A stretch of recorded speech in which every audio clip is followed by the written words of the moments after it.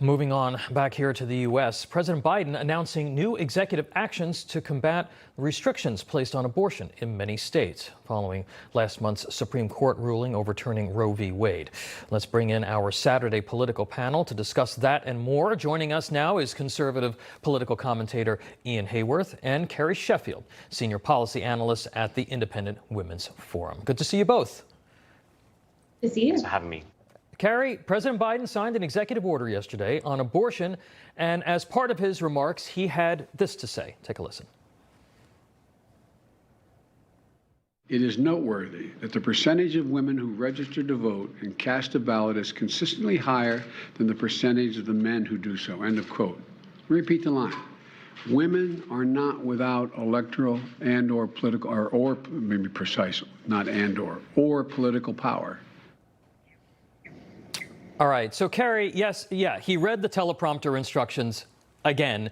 But more importantly, I was struck by the message, because that message seems to show that as much as Democrats say that this is about women's health, it's really about electoral politics. Your thoughts on what he had to say yesterday? Well, yes, because this man is a flip-flopper. If you look at his early political career, Joe Biden, the senator, endorsed a constitutional amendment allowing abortion to return to the states. So he's a total hypocrite. In the past, he had also said that abortion was a tragedy. He doesn't say that now. So he's a different person because he's being controlled by the hard left. Now, in terms of the electoral impact of abortion, Reuters just did a poll showing how suburban women in particular are fleeing from Joe Biden. He's been a disaster for them. He won about 57% of the female vote in 2020, but now, less than, around 40% or even lower in some cases of women support him and say that he's doing a good job as president. So I think for many women, they are regretting their vote. When you look at retirement funds and investment funds, I just got my return for the second quarter, for the first half year of this year, 20% down. So, I mean, that's people's lives and futures at stake that have been destroyed by the stock market tanking because of inflation and incompetence and the failure to stop and prevent the assault on Ukraine and incentivizing it through weak energy policies that Biden has promulgated. So there are many reasons to say that women are turning their backs on Joe Biden because he's turned their backs on us. So, Ian, let me ask you this. Does the White House being this myopic on the issue of abortion work? I mean, this is clearly a political play. It's not about any of the other things or euphemisms that they like to talk about. This is about trying to get women to come out to the polls and restore some of that support. Does it work? And if not, why not? Well, I think it doesn't work unless it's partnered with the fear campaign, which you see multiple Democrats running right now, telling women that if they get an ectopic pregnancy or they have a miscarriage, they're going to be criminalized, which is just utterly untrue. Right. That's why people like Biden, people like Alexandria Ocasio-Cortez are pushing these lies, because they know abortion alone isn't really supported to the lengths they want it to be supported. A lot of people might be in favor of, say, first trimester, but the fact is that the radical left is in favor of abortion on demand, anywhere, anytime, for any reason. And the American public simply isn't on board with that, and so they have to push these lies. So really, the truth isn't on their side, so they have to favor lies.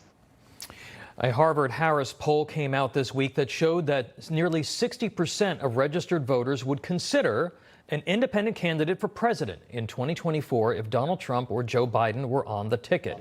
Third-party candidates in this country are nothing new. They don't win, but they do tend to have an electoral impact, as they did in 1992, in 2000, even in 2020 with a Libertarian candidate. Has dissatisfaction with both parties gotten to the point where this could end up being a major factor in 2024? Carrie, your thoughts on this, and who would it hurt or who would it help? It's a very good question. In terms of people saying 60% saying they're open, that never translates to 60% of people actually voting when a third-party candidate presents themselves. And perhaps you could say, well, it would take a very special candidate to garner that 60%. But at the end of the day, politics really is about local, and it's about nuts and bolts. It's about spreadsheets, door knocking, and the infrastructure that is from the two big parties is really what's provided a lot of stability for America. I was a reporter over in in Israel and the parliamentary system there, it is so fractured. I mean, if we think it's dysfunctional here in places like Israel or the UK, I mean, the fact that Boris Johnson is out so rapidly,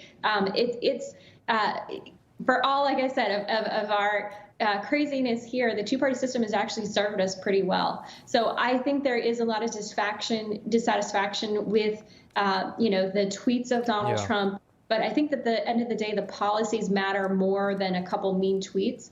So I think that people are going to look at the substance at the end of the day. Ian, we've been talking all week about the assassination of Japanese Prime Minister Shinzo Abe. NPR, National Public Radio, getting a lot of backlash for its tweet about his death.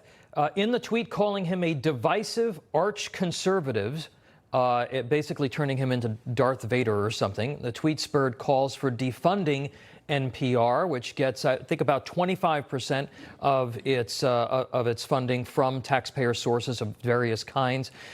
Ian, isn't this an idea whose time has finally come? Absolutely. I think anything that's publicly funded should be as objective as possible. I don't necessarily have a problem with public funding of some form of news outlet, but it has to be straight down the middle. It has to be pure fact-based, and any kind of subjectivity, as the example you gave clearly shows, is just not a good use of public money. And it just reeks of propagandizing, frankly. So I would happily see NPR lose funding on the public basis.